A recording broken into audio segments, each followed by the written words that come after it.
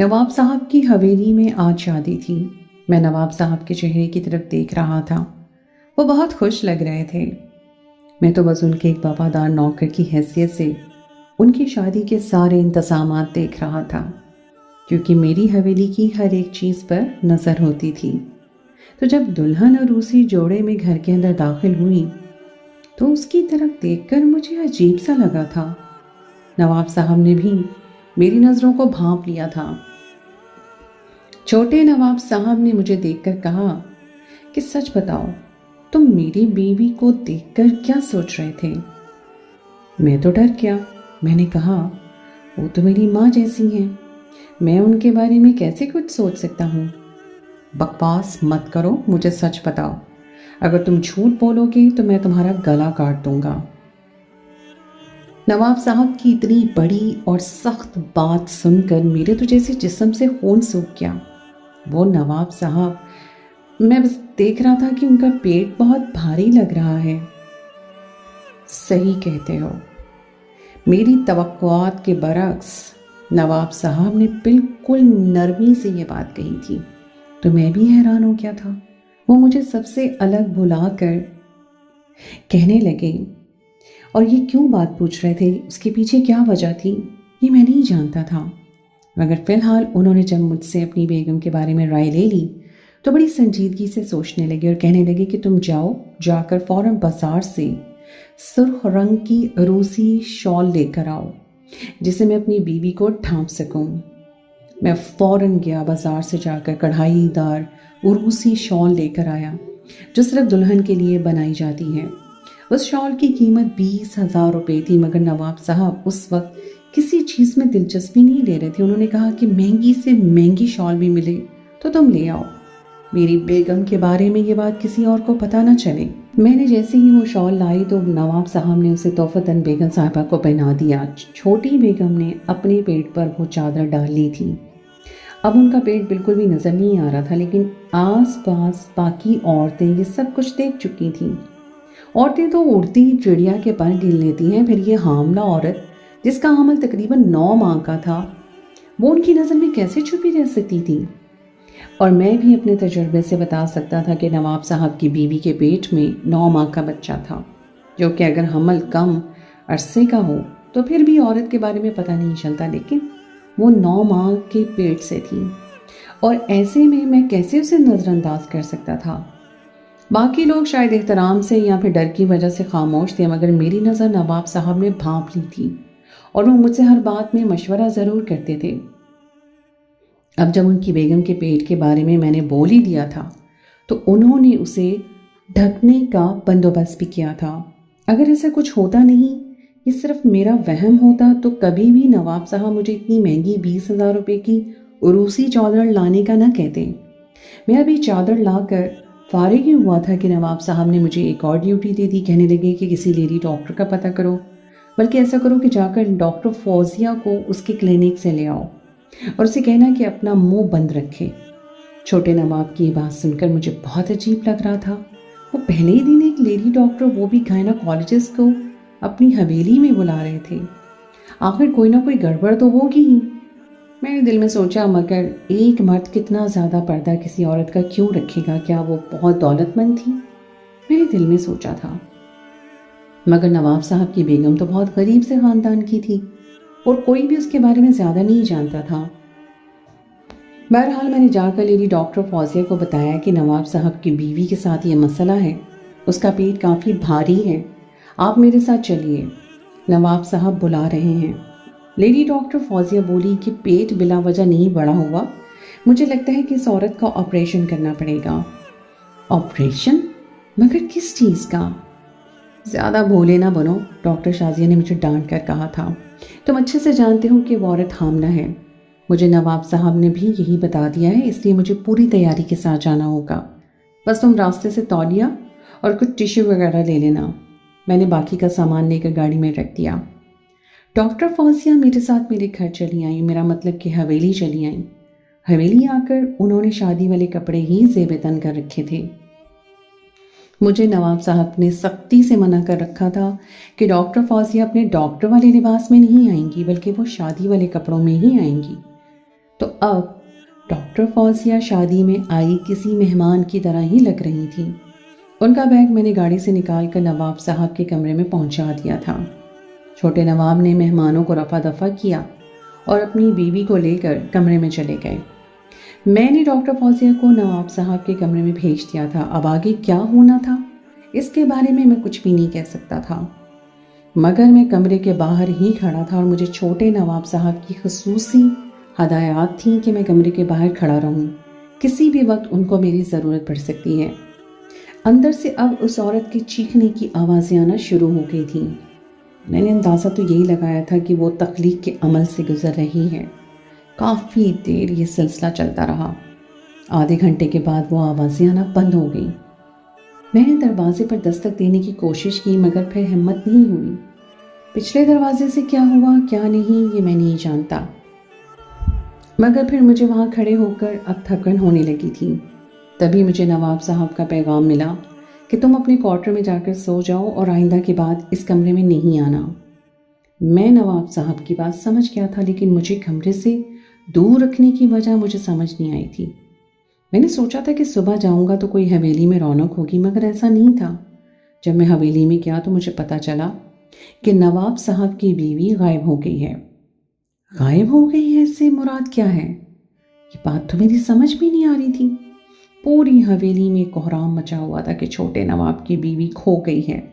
अब छोटे नवाब साहब की बीवी कहाँ जा सकती थी, वो भी इस हालत में? मुझे तो शक छोटे नवाब पर ही हो रहा था, मगर मैंने देखा वो तो खुद ही अफसुर्दा बैठे हुए थे। ऐसा लग रहा था जैसे उनका बहुत बड़ा नुकसान हो गया हो। हवेली पूरी में यही बातें हो रही थी कि छोटे नवाब की बीवी गुम हो गई है, मगर नवाब साहब तो किसी बात पे ही नहीं कर रहे थे। उन्होंने मुझसे कहा कि तुम मेरे पास रहो, मेरे वफादार नौकर हो, मुझे तुम्हारे साथ किसी और जगह पर जाना है। अब मैं यहाँ पर रहकर तुम लोगों के सवालों के जवाब नहीं दे सकता। पता नहीं लोग मुझ पर हज़ारों बातें करेंगे, मगर मैं किसी भी सवाल का जवाब नहीं देना चाहता। तुम अगर मेरे साथ किसी मरी या दूसरे इलाके में चलोगे तो वहाँ जाकर कुछ अरसा रहूँगा, मेरा जहन मुतमईन हो जाएगा, तो फिर मैं वापस चला आऊँगा। वैसे भी नवाब साहब की हवेली में ज़्यादा औरतें ही थीं, और औरतों से मेरा मुराद ये है कि उनकी 5 बहनें थीं, जबकि अब्बा जान बहुत पहले वफ़ात पा चुके थे। वो घर के अकेले मर्द थे, और मगर उसके बावजूद भी औरतों और रिश्तेदारों की बातों से तंग होकर वो मरी जाने का सोच रहे थे। मैंने नवाब साहब से कहा कि मरी जाना हमाकत की बात है, फ़िलहाल बहुत सर्दी है, हमें किसी गर्म इलाके में जाना चाहिए। नवाब साहब ने कहा कि मैं अपने घर से बहुत दूर जाना चाहता हूँ। अब उन पहाड़ों से निकलकर किसी ऐसी जगह जाऊँगा जहाँ पर ना ही मेरे रिश्तेदार हों और ना ही मेरा कोई जानने वाला कोई मुझे जानता पहचानता भी ना हो। तुम तैयारी पकड़ो, मुझे अब मज़ीद यहाँ नहीं रहना, क्योंकि मेरी बीवी के गुम हो जाने के बाद से सभी लोग मुझसे अजीब अजीब तरह के सवाल जवाब कर रहे हैं। मैं किसी के सवाल का जवाब क्यों दूँ? मैं खुद मुख्तार हूँ। मैं नवाब साहब की बातें तो समझ रहा था, मगर उस वक्त मुझे खुद भी समझ नहीं आ रहा था कि वो क्या करना चाहते हैं। सच पूछे तो मेरे जहन में बार बार उनकी बीवी का नक्शा आता था। जाने से एक दिन पहले उन्होंने मुझसे कहा कि तुम मेरे कमरे से सामान वगैरह उठा लो, सामान गाड़ी में रखो, ताकि वहाँ जाकर हमें किसी चीज़ की ज़रूरत ना पड़े। मैं नवाब साहब के कमरे में गया। कमरे में जाना मेरी मजबूरी थी, हालांकि ये बहुत ही ज़ाती कमरा था, मगर वो मुझ पर काफ़ी भरोसा करते थे। मैं जैसे ही उस कमरे में गया तो मेरी नज़र एक ऐसी चीज़ पर पड़ी जिसे देखते ही मेरे तो रोंगटे खड़े हो गए थे। इस चीज़ को यहाँ नहीं होना चाहिए था। उस चीज़ से तो सारी बेचैनी मेरे जहन में आई थी। नवाब साहब की बीवी के बारे में बहुत सारे ख्यालात और सवालात मेरे मन में उबल रहे थे, मगर मैं उनसे कोई सवाल नहीं कर सकता था। मैं जान गया था कि हकीकत क्या है, मगर खामोश रहना मेरी मजबूरी थी। इस चीज़ से देखने के बाद मेरा जहन बहुत ज़्यादा मचल रहा था, मगर मैं हकीकत तक पहुंचूं। मुझे तो नवाब साहब के साथ इस शहर से कहीं दूर जाना था, जहाँ पर ना ही कोई मुझे जानता हो और ना उनको। अब मेरे लिए ये बाब हमेशा के लिए बंद हो चुका था, मगर इस बात की समझ तो मुझे भी थोड़ी थोड़ी आ गई थी कि वो इतनी दूर क्यों जाना चाहते हैं। जाहिर है लोगों के सवालों से और पुलिस के सवालों से भी तो बचना था। मगर हैरत की बात तो ये थी कि नवाब साहब ने अपनी बीवी के बारे में एक भी लफ्ज़ नहीं कहा। हालांकि उनकी जगह कोई और मर्द होता तो वो अपनी बीवी के बारे में बुरी बुरी बातें करता, और ये बात तो लाजिमी कहता जो सब ने देख ली थी कि लेकिन मोहल्ले की औरतों को पता तो था कि नवाब साहब का कसूर नहीं है। उस लड़की का बढ़ा हुआ पेट सबकी नज़रों में आ चुका था।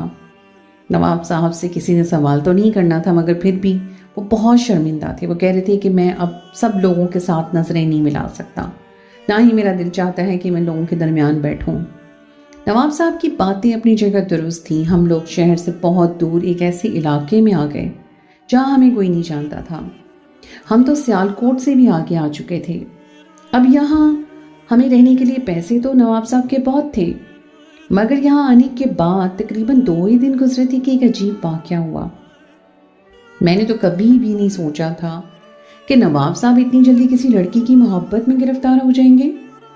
उस दिन वो घर आए तो बड़े खुश थे, कहने लगे मुझे अपने सपनों की रानी मिल गई है, तुम देख लेना, अब जो मैं शादी करूंगा तो पूरा गांव देखेगा, मेरे सारे अरमान भी पूरे हो जाएंगे और मैं ताया चचा जो भी बातें सोचते हैं वो हमेशा के लिए बस सोचते ही रह जाएंगे। तुम नहीं जानते कि मेरी जिंदगी में कितनी बड़ी तब्दीली आने वाली है, और अगर ये तब्दीली आ गई तो तुम देख लेना कि मेरी जिंदगी खुशियों से भर जाएगी। नवाब साहब की बातें इस बार भी बड़ी अजीब सी थी, मगर मेरे जहन में सिर्फ और सिर्फ उनकी हामला बीवी का नक्शा ही था, क्योंकि वो मुझे अभी तक भूली नहीं थी। ना सिर्फ ये कि उसकी शक्ल सूरत बहुत मासूम थी, बल्कि उसकी आंखों से भी मासूमियत छलकती थी। मगर फिर वो पेट वाली हामला वाली बात मेरी समझ में नहीं आई थी। तभी मैंने उस दिन अपने जहन में चलता वो सवाल छोटे नवाब से पूछ लिया। नवाब साहब के बारे में जब मैंने कमरे में रखी उस चीज़ के बारे में पूछा तो उनकी आंखों में लाल डोरियां चलने लगीं, जैसे अभी गज़बनाक होकर मुझे नौकरी से क्या दुनिया से ही रुखसत कर देंगे। मुझे बहुत डर लगा था। कहने लगे कि तुम मेरे इतने करीबी मामलात पर नज़र रखते हो, मैं तुम्हें ऐसा नहीं समझता था। तुम नौकर हो और नौकर बनकर रहो, मेरे दोस्त बनने की ज़रूरत नहीं है। हालांकि नवाब साहब ने काफ़ी अरसे से मुझे दोस्त की तरह ही रखा हुआ था, पर उनकी इस बात ने मेरे दिल को बहुत दुखी किया।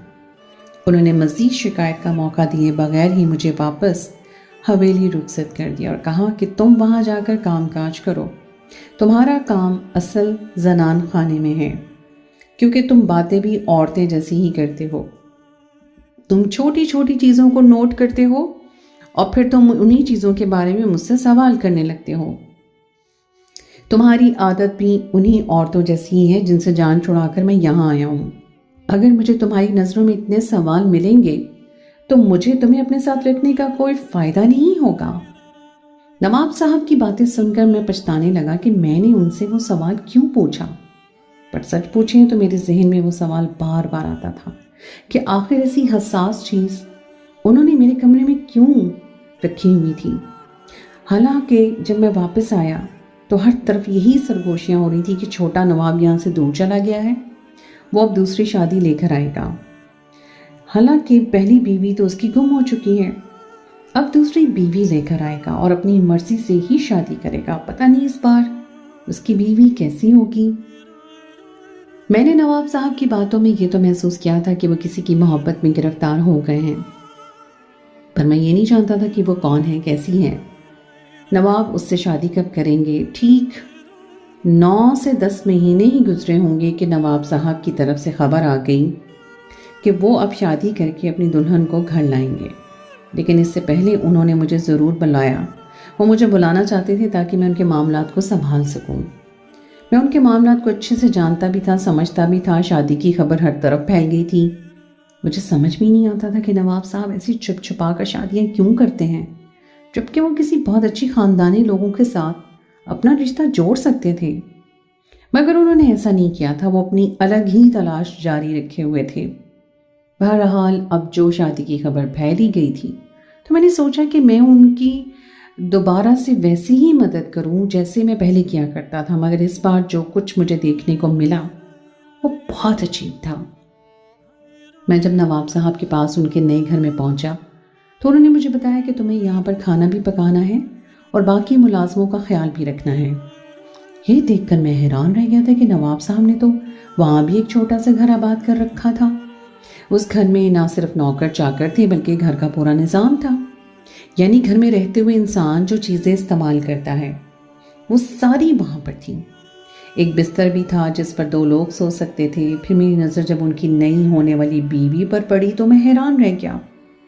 یہ لوگ ایک ساتھ ہی رہتے تھے، اور جب میں نے اس عورت کی طرف دیکھا تو مجھے حیرت کا ایک جھٹکا سا لگا، کیونکہ وہ بھی پیٹ سے تھی۔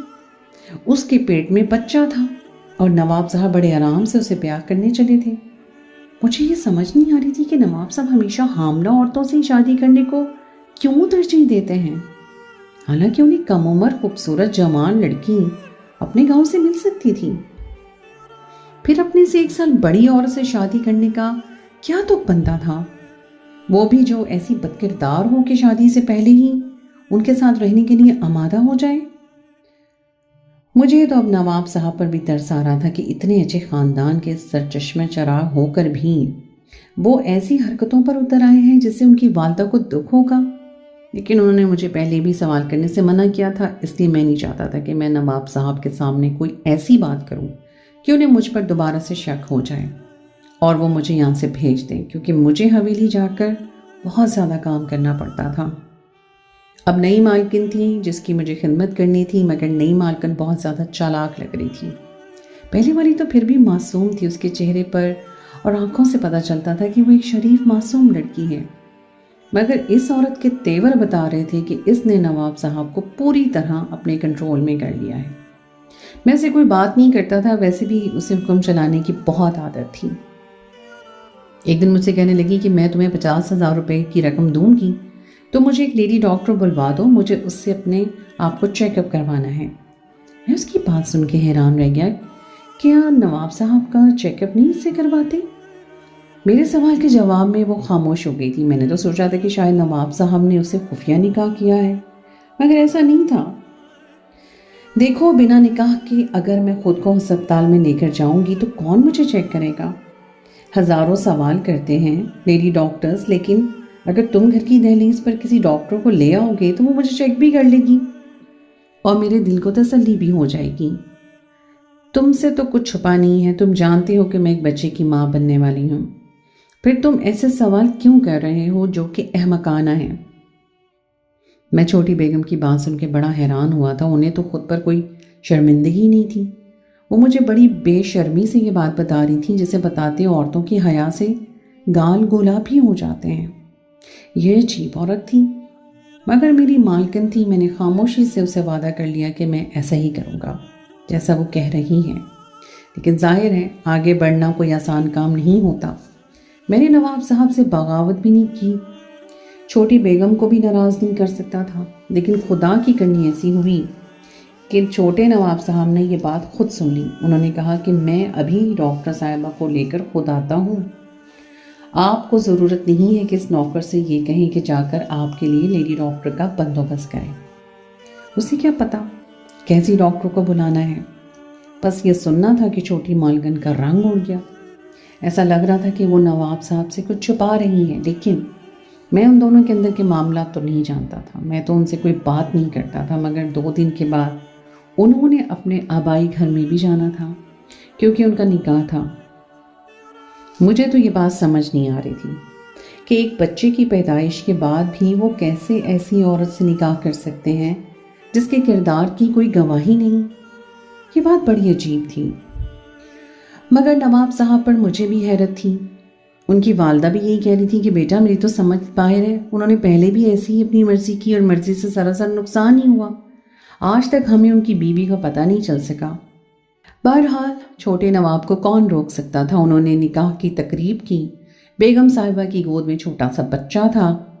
مالکن کی گود میں بچہ دیکھ کر سب لوگ عجیب عجیب باتیں کر رہے تھے اور چھوٹے نواب کو اس بات سے کوئی فرق نہیں پڑتا تھا۔ ان کی بیگم کی گود میں بچہ ہے اور یہ کہ شادی سے پہلے ہی وہ ایک بچے کو جنم دے چکی ہیں۔ ہم لوگوں کو یہ بات بہت عجیب لگ رہی تھی اور گاؤں کا ماحول بھی ظاہر ہے ایسے کاموں سے خراب ہوتا ہے، مگر نواب صاحب کو کسی بات کی فکر نہیں تھی۔ ان کو اس بات کا بھی اچھی طرح سے علم تھا کہ گاؤں کے سب لوگ ان کی اس انتخاب پر باتیں کر رہے تھے، کوئی بھی شادی سے خوش نہیں تھا، خصوصاً ان کی والدہ محترمہ۔ شادی تو ختم ہو گئی تھی اور شادی کے بعد بڑی بیگم صاحبہ کا موڈ سخت خراب تھا، وہ تو اپنے بیٹے سے بات بھی نہیں کرنا چاہتی تھی۔ انہوں نے خود کو ایک کمرے میں بند کر لیا घर का माहौल मेरे सामने था। मैं तो ये समझ ही नहीं पा रहा था कि आखिर नवाब साहब ने दूसरी बार ये हरकत क्यों की है। तभी मुझे एक लड़की के रोने की आवाज़ आई। वो लड़की बड़े से कमरे में बेगम साहिबा के सामने बैठी रो रही थी। मैं तो उसे देखकर पहचान गया। मेरी नज़रें बहुत तेज थीं। वही लड़की थी जिसे 1 साल पहले नवाब साहब ने शादी की थी। शादी के बाद बच्चा पैदा हुआ, फिर वो गुम हो गई। वो रो रही थी और रो रो कर उसकी आंखें सूज चुकी थीं। हाथों पर जख्म थे। इसी बात का शुक्र करो कि तुम्हें मेरे बेटे ने आज़ाद कर दिया है, वरना तो हमें ये भी नहीं पता था कि तुम हो कहाँ। वो यही चाहता था कि तुम अपना मुंह बंद रखो। अब अगर गलती करोगी तो तुम्हारे लिए मुश्किल हो जाएगी। इसलिए मेरे बेटे ने तुमसे शादी की कि तुम उसे वारिस पैदा करके दोगी। पर जब तुमने बेटी पैदा की तो मेरे बेटे को तुमसे उस वक्त नफरत हो गई थी। मैं अच्छे से समझती हूँ कि इस सब में तुम्हारा कोई कसूर नहीं है, और तुम्हारा ये कसूर है कि तुमने शादी से पहले ही उसके उन वादों पर यकीन कर लिया जो हर लड़की से करता है वो। मगर वो अपने वारिस की तलाश में है। तुम देखो, उसके घर में भी उसकी 5 बहनें हैं और भी खानदान में कोई लड़का पैदा नहीं हो रहा। वो शादी करके बार बार तजर्बे तो नहीं कर सकता ना, इसलिए उसने एक नया तरीका निकाला है। अब खुदा जाने कि वो ऐसा क्यों कर रहा है, मगर उसे भी वारिस चाहिए था। उस नई औरत ने उसे बच्चा दे दिया है। अब वो उसी के साथ रहेगा और किसी सूरत भी अपने बेटे की माँ को नाराज नहीं करेगा। तुम अगर रहना चाहती हो मेरे बेटे के साथ, लाजमी रहो। इस घर में तुम्हारे लिए जगह है, किसी चीज की कमी नहीं है। पर तुम्हें हमेशा दूसरी बीवी के तौर पे रहना होगा। ये सारा मंजर देखने के बाद मेरे तो कदमों तले से जमीन निकल गई थी।